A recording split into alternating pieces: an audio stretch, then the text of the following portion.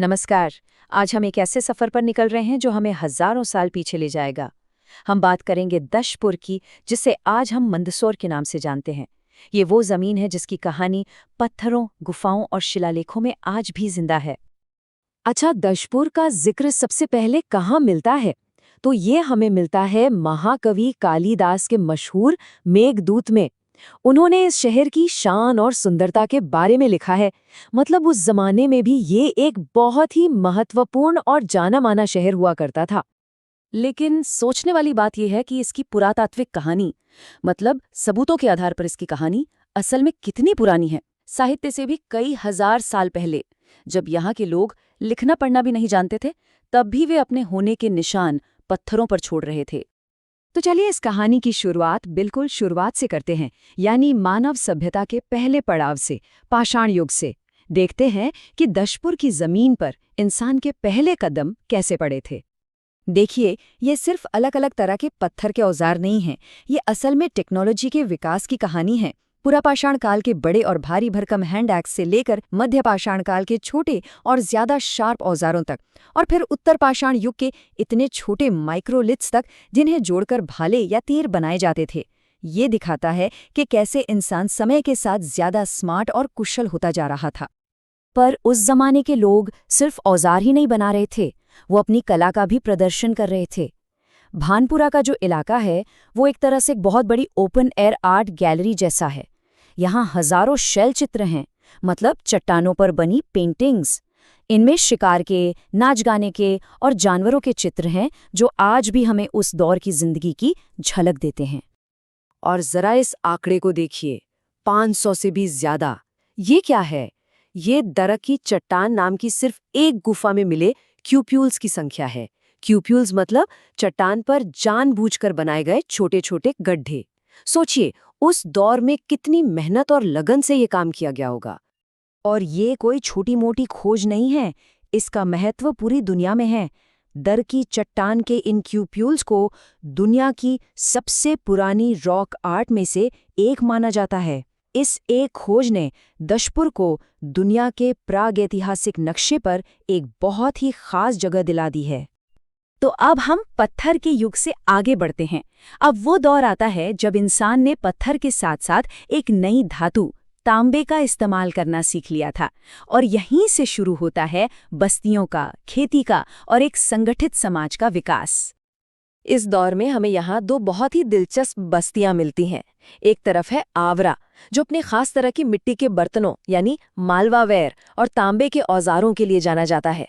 यहाँ सिक्के भी मिले हैं जो बताते हैं कि एक ट्रेडिंग सेंटर, एक व्यापारिक केंद्र रहा होगा। तो वहीं दूसरी तरफ है मनौती, जहाँ कच्ची ईंटों से बनी एक बहुत बड़ी किलेबंदी मिली है।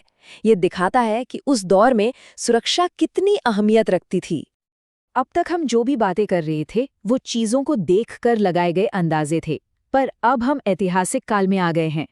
ये वो दौर है जब हमें पहली बार लिखे हुए सबूत मिलते हैं, और ये शिलालेख, ये उस समय के समाज और राजनीति की वो कहानी बताते हैं जो हजारों साल बाद भी हम पढ़ सकते हैं। ये पंक्तियां मशहूर रेशम बुनकर शिलालेख से ली गई हैं। इसमें लिखा है कि वो बुनकर सिर्फ कपड़ा ही नहीं बुनते थे, बल्कि वो दूसरे कामों में भी माहिर थे। कुछ बहुत अच्छे तीरंदाज थे, तो कुछ को तरह तरह की कहानियां सुनाने में मजा आता था। ये हमें बताता है कि वो समाज कितना जीवंत था, जहां लोग सिर्फ एक ही पेशे में बंधे नहीं थे। ये शिलालेख, जिसे कवि वत्स भट्टी ने लिखा है, एक कमाल की कहानी बताता है। ये बताता है कि कैसे रेशम के बुनकरों का एक पूरा समूह लाट देश यानी आज के गुजरात से आकर दशपुर में बस गया, और उन्होंने न सिर्फ यहाँ काम किया बल्कि इतने पैसे कमाए कि एक शानदार सूर्य मंदिर बनवाया और बाद में उसकी मरम्मत भी करवाई। दशपुर का इतिहास सिर्फ व्यापार और कला का नहीं है, ये बहादुरी की भी कहानी है। यहाँ हमें औलेकर वंश के दो महान सम्राटों का जिक्र मिलता है। एक है रहस्थल शिलालेख, जो बताता है कि कैसे प्रकाश धर्मन ने हूण शासक तोरमाण को हराया, और फिर है सौंधनी के विजय स्तंभ, जो यशोधर्मन की मिहिरकुल पर जबरदस्त जीत का ऐलान करते हैं। इन्हीं जीतों ने भारत में हूणों की शक्ति को हमेशा के लिए तोड़ दिया। चलिए अब बात करते हैं उस विरासत की जिसे आज भी हम अपनी आंखों से देख सकते हैं, छू सकते हैं।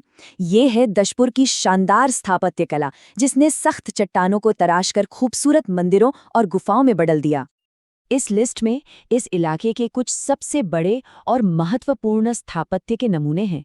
धर्मराजेश्वर मंदिर, धमनार की गुफाएं, पशुपतिनाथ मंदिर और हिंगलाजगढ़ का किला। इनमें से हर एक की अपनी एक अलग कहानी है।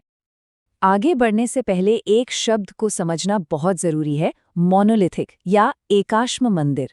इसका सीधा सा मतलब है एक ऐसा मंदिर जिसे पत्थरों को जोड़ जोड़कर नहीं बनाया गया, बल्कि एक ही बहुत बड़ी चट्टान को ऊपर से नीचे की तरफ तराशकर बनाया गया हो। और धर्मराजेश्वर मंदिर इसी कला का एक जीता जागता शानदार उदाहरण है।